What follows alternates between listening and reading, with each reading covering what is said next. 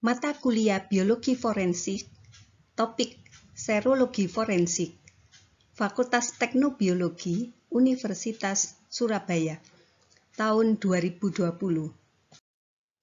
Beberapa istilah yang penting di bidang serologi forensik adalah hematologi. Hematologi adalah studi tentang darah. Sedangkan serologi adalah studi tentang serum, khususnya faktor imunitas. Apakah serologi forensik? Serologi forensik adalah deteksi, identifikasi, klasifikasi, dan studi berbagai cairan tubuh dan hubungan cairan tubuh dengan TKP. Cairan tubuh dapat meliputi darah, kotoran, saliva, semen, muntah, air susu, keringat, dan urin. Analisa serologi forensik meliputi keberadaan antigen dan antibodi di dalam darah. Selain itu, bisa meliputi analisa DNA, analisa pola bercak darah, dan penentuan keberadaan obat secara imunoassay. Pembahasan pada topik ini lebih ditekankan pada deteksi dan penentuan tipe darah. Tokoh-tokoh penting yang berperan dalam kemajuan di bidang serologi forensik antara lain adalah Karl Landsteiner.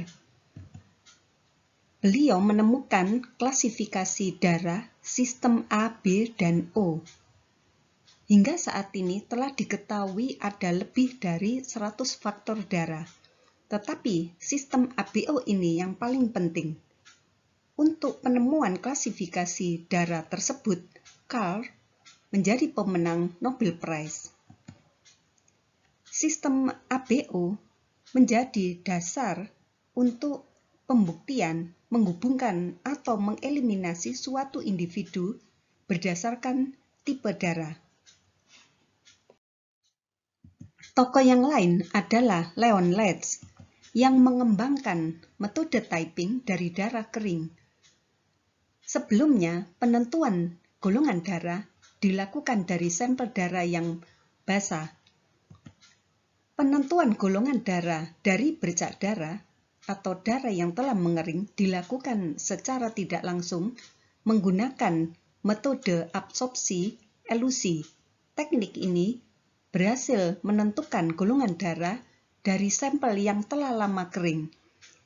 Beliau menggunakan sampel darah mumi untuk pembuktiannya, dan teknik ini berhasil. Apakah darah? Darah merupakan campuran yang sangat kompleks yang berisi sel-sel, enzim, protein, dan substansi organik. Terdiri dari apakah darah? Apa sajakah komponen darah? Bila darah dikeluarkan dari organisme hidup dan dibiarkan di udara terbuka, maka darah akan memisah menjadi 3 bagian.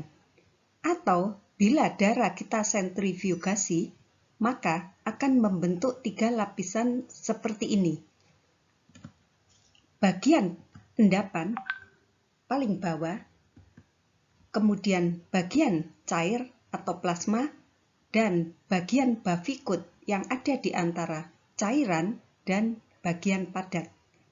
Pada slide berikutnya akan dijelaskan masing-masing bagian ini.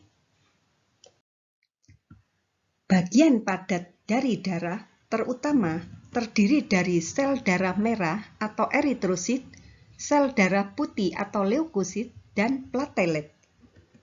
Sel darah merah berbentuk bulat, pipih, di bagian tengahnya melengkung dan tanpa inti sel. Kalau kita lihat di bawah mikroskop, maka bagian padat terutama terdiri dari sel darah merah. Beberapa sel darah putih akan terlihat berinti sel. Bagian bavikut terutama terdiri dari sel darah putih atau leukosit dan platelet. Sel darah putih atau leukosit atau white blood cells terdiri dari beberapa tipe sel yang semuanya memiliki inti sel. Platelet berukuran lebih kecil. Bagian cair dari darah disebut juga plasma, terutama tersusun dari air. Di dalamnya terlarut berbagai protein, antibodi, dan berbagai senyawa organik yang diperlukan oleh tubuh. Ini adalah akhir dari video tentang darah. Silakan lanjutkan dengan video berikutnya tentang metode deteksi darah. Terima kasih buat perhatian Anda.